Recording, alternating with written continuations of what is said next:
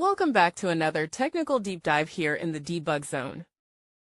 Today we're tackling a big question and breaking it down with insights from other users.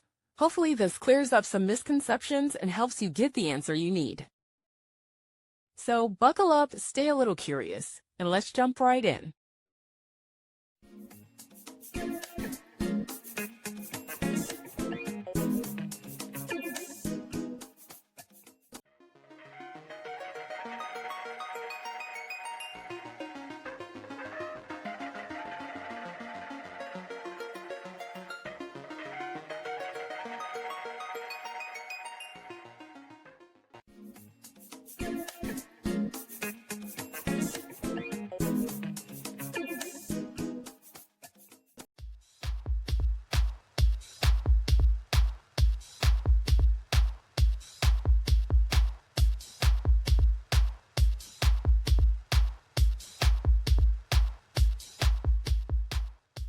And that's a wrap.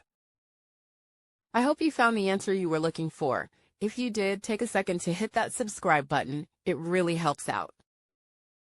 And let me know in the comments which solution worked best for you. See you next time in the debug zone.